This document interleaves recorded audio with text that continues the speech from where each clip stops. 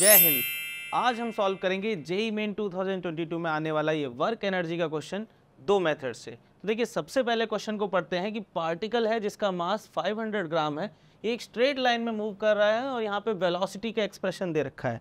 Velocity के expression को अगर ध्यान से देखें तो ये डिस्प्लेसमेंट पे डिपेंड करती है। देखिए एक्स लिखा हुआ है, यानी जैसे जैसे डिस्प्लेसमेंट बढ़ेगी वेलोसिटी भी उसी हिसाब से चेंज होगी।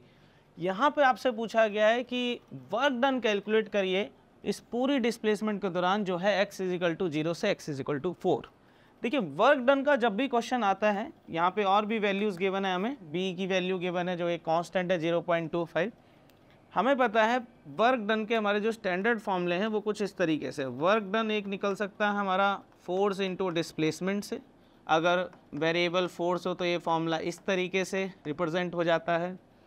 दूसरा वर्क निकल सकता है हमारा चेंज इन काइनेटिक एनर्जी से, ठीक है। वर्क एनर्जी थ्योरम जो रिलेट करते हैं कि work done is equal to change in kinetic energy. अब हम यहाँ पे क्या करने वाले हैं, हम वर्क डन का ये वाला मेथड यानी work done is change in kinetic energy, इसको यूटिलाइज करेंगे। चलिए स्टार्ट करते हैं। तो सबसे पहले हम देखते हैं कि वर्क डन हम लिखते हैं यहाँ पे work done is equal to change in kinetic energy. अब काइनेटिक एनर्जी हमें क्या होता है, काइनेटिक एनर्जी हमारे पास होती है फाइनल जो माइनस इनिशियल। देखिए चेंज का मतलब हमेशा फाइनल माइनस इनिशियल होता है, डिफरेंस जब वर्ड आता है तो इनिशियल माइनस फाइनल, ठीक है। ये कॉमन जो है स्ट्रेटजी है जो इस्तेमाल होती है क्वेश्चंस में। अब हमें अगर काइनेटिक एनर्जी फाइनल निकालनी है तो हमारे पास हाफ mv² होना चाहिए, और काइनेटिक एनर्जी अगर हमें इनिशियल निकालनी है तो हमारे पास हाफ mu² होना चाहिए। अब v और u कैसे डिसाइड होंगे, तो देखिए v और u डिसाइड होंगे x इजिकल टू 4 पे जो वेलोसिटी होगी वो फाइनल वेलोसिटी होगी, और x इजिकल टू 0 पे जो वेलोसिटी होगी वो इनिशियल वेलोसिटी होगी। यानी ये क्वेश्चन सिंपल सब्स्टिट्यूशन पे ही बेस्ड हो जाएगा। आप निकालेंगे सबसे पहले एट x इजिकल टू 0, जैसे ही आप x 0 डालते हैं तो ये जो v है ये u बन जाएगा, u is equal to b into x की जगह पे 0 की पावर 5/2, तो बेसिकली ये 0 ही हो जाएगा। तो हमारे पास u आ गया, ठीक है। इसको मैं हटा ही देता हूँ। और यहाँ पे एट x इजिकल टू 4, जैसे आप x इजिकल टू 4 डालते हैं तो यहाँ पे आप चाहे इसको इस वाले में तो x इजिकल टू 0 लिख सकते हैं, और v x इजिकल टू 4 जैसे ही आपने लिखा है यहाँ पे b इंटू 4 की पावर 5/2, ठीक है। अब बस ये थोड़ा सा जो है बच्चों को यूजुअली दिक्कत कर सकता है, लेकिन इसका भी एक आसान ट्रिक है कि आप देखिए बेटा जो 4 है इसको आप 4 की पावर 5/2 है ना, तो 5/2 को आप लिख सकते हैं 3/2 प्लस 1, ठीक है। अब ये आप फ्रॉम एनालिसिस लिख सकते हैं, जैसा ऐसे करके भी देखें तो ये 5/2 ही आएगा। अब नेक्स्ट स्टेप में आप कर सकते हैं b एक 4 की पावर 3/2 और मल्टीप्लाई 4 अलग से, जो 4 की पावर 1 थी वो हमने ऐसे लिख लिया। अब 4 की पावर किसी की पावर 3/2 का मतलब होता है, देखिए एक तो वो टर्म एग्जैक्टली ऐसे का ऐसे ही, और एक बार वही टर्म रूट में, यानी 4 की पावर 1 और 4 की पावर हाफ जब आप जोड़ेंगे तो वो बेसिकली 4 की पावर 3/2 कहलाएगा, और एक 4 वैसे ही है आपके पास।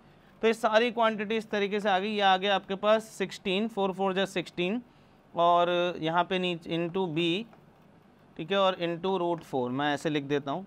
अब जरा ध्यान से देखो b की वैल्यू 0.25 है, जो कि 1.4 ही तो होती है, 1/4 ही तो होती है। तो मैं यहाँ पे ऐसे भी लिख सकता हूँ 4 1 जा 4, 4 4 जा 16, तो ये बेसिकली 4√4, और बच्चों आप जानते हैं √4 का मतलब 2 होता है, तो 4 इंटू 2 ये बेसिकली 8 बन गया, ठीक है। ये एक्चुअली सॉल्व करने का तरीका है, आप अपने अपने मेथड से कर सकते हैं, जो जिसको हैंडी हो वो उस तरीके से सॉल्व कर सकता है। एंड ऑफ दैट रिजल्ट आना चाहिए। अब आपके पास u 0 था तो काइनेटिक एनर्जी इनिशियल 0 हो गई बेटा, और यहाँ पर हाफ m की वैल्यू कितनी है, देखिए 500 ग्राम है, that means half kg, half into जो आपके पास v है वो कितना है 8 का स्क्वायर, तो यहाँ पे 8 का स्क्वायर हो जाएगा। तो बेसिकली हो गया 1/4 इंटू 8 8 या 64, 4 1 जा 4, और यहाँ पे 16, तो बेसिकली 16 आ गया। अब यहाँ पे बस इस इक्वेशन में वैल्यूज़ पुट कर लो, तो वर्क डन आपका आ जाएगा, फाइनल है आपकी 16 और इनिशियल है आपकी 0, तो वर्क डन आपका बेसिकली हो गया 16 जूल, ठीक है। तो आई थिंक ये एक स्टैंडर्ड मेथड था, और ये क्वेश्चन अगर सिर्फ वेरिएबल वेलोसिटी वाला लॉजिक हटा दिया जाए तो ये 9th लेवल का ही क्वेश्चन था। तो इस तरीके से आप स्टैंडर्ड क्वेश्चन इसको सॉल्व कर सकते हैं। अब हम सॉल्व करते हैं इसी क्वेश्चन को डायरेक्ट वर्क के फॉर्मूले से। देखिए हम जानते हैं कि वर्क का जो सेकंड हम कैलकुलेशन का तरीका है हमारे पास वो है ये, जब हमारे पास वेरिएबल फोर्स होती है। अब यहाँ पे अगर हम x की लिमिट्स जानते हैं तो ये आसानी से कैलकुलेट किया जा सकता है। अब यहाँ पे नीडेड है हमारे पास ये फोर्स का एक्सप्रेशन F = ma जो हमें चाहिए होता है। उसको निकालने के लिए मास तो हमारे पास है बट एक्सेलरेशन नहीं है। बट एक्सेलरेशन निकालने के लिए एक वेलोसिटी का एक्सप्रेशन है। बट ध्यान से अगर देखिएगा, अगर मैं इस वेलोसिटी के एक्सप्रेशन को यहाँ पे लिखूँ v(x⁵)² तो ये वेलोसिटी डिस्प्लेसमेंट डिपेंडेंट है। यानी जब मैं dv/dt कैलकुलेट करूँगा तो डिस्प्लेसमेंट के टाइम पे क्या वेरिएशन है वो मुझे नहीं पता। यानी डिफरेंशिएशन बिल्कुल ऐसा नहीं है कि सिंपल हम कर दें। अगर यहाँ पे t होता वेलोसिटी टाइम डिपेंडेंट तो ये dv/dt आसानी से कैलकुलेट हो सकता था। देखिए जब हम यहाँ पे dv/dt कैलकुलेट करने लेंगे तो हमें ध्यान देना पड़ेगा, क्योंकि x t पे क्या डिपेंडेंस है वो हमें नहीं पता। तो हम इसको इस तरीके से डिफरेंशिएट करते हैं। dv/dx लिखूंगा मैं यहाँ पे, अगेन dx/dt लिखूंगा। ध्यान से देखिए ये दोनों सेम चीज़ें, dx से dx कट जाएगा तो ये भी dv/dt है। नेक्स्ट स्टेप में अगर हम देखें तो ये बन गया dv/dx, और ये जो dx/dt है इसको वेलोसिटी लिख सकते हैं। यानी कहने का मतलब ये एक इम्पॉर्टेंट एक्सप्रेशन है जिसको आप चेन रूल बोल लीजिए। मैथमेटिकली ये इस्तेमाल किया जाएगा यहाँ पर। ये एक सेंट्रल इम्पॉर्टेंट पॉइंट है मैथमेटिक्स, खास करके डिफरेंशिएशन को यूटिलाइज करने का। अब हम क्या करने वाले हैं, हम वेलोसिटीज़ का चेंज फाइंड करेंगे यानी टाइम के रिस्पेक्ट में, तभी तो हम एक्सेलरेशन फाइंड करेंगे। तो ये एक्सेलरेशन ही है जिसे हम फाइंड कर रहे हैं। अब हम एक्सेलरेशन फाइंड करते हैं, हमें क्या करना है, पहले dv/dx करना है। तो b मैंने यहाँ पे लिखा, डिफरेंशिएट कर रहे हैं इस वाले एक्सप्रेशन को, 5/2 आगे आ गया मल्टीप्लाई होकर, और ये 5/2 - 1, ठीक है। और साथ ही साथ वेलोसिटी भी मल्टीप्लाई में रखना है, यानी bx⁵ एग्जैक्टली मल्टीप्लाई करना है। अब यहाँ पर क्या बन गया एक्सप्रेशन, देखिए मल्टीप्लाई में ये एडिशन नहीं हो रहा है तो b² हो गया, और 5/2 एग्जैक्टली ऐसे ही x⁵ 1 यानी 3/2, और यहाँ पे मल्टीप्लाई में x⁵ 5/2। तो देखिए बेस सेम है, 3/2 और 5/2, मतलब 1/2 1/2 है दोनों में, तो ये सिंपल ऐड हो जाएंगे। 3 + 5 8/2 हो जाएगा। तो एक्सेलरेशन हो गया आपका b² 5/2 x⁵ 8/2। तो नेक्स्ट स्टेप में मैं b की भी वैल्यू डाल देता हूँ। देखो b क्या है, 0.25 यानी 1/4। तो 1/4 का स्क्वायर यानी 1/16 इंटू 5/2, और यहाँ पर 5/2 के बाद बच्चों x⁵ 8/2 यानी x⁵ 4। तो ये एक्सप्रेशन जो एक्सेलरेशन का आया है ये हो गया एक्सेलरेशन = 5/32 x⁵ 4। ये हो गया हमारा जनरलाइज एक्सप्रेशन फॉर एक्सेलरेशन, ठीक है, 5/32 x⁵ 4। अब जब इस फॉर्मूले में हम यूटिलाइज करेंगे f निकालने के लिए, तो देखिए मास कितना है हमारा, हाफ, 500 ग्राम मतलब आधा किलो। तो हाफ इंटू 5/32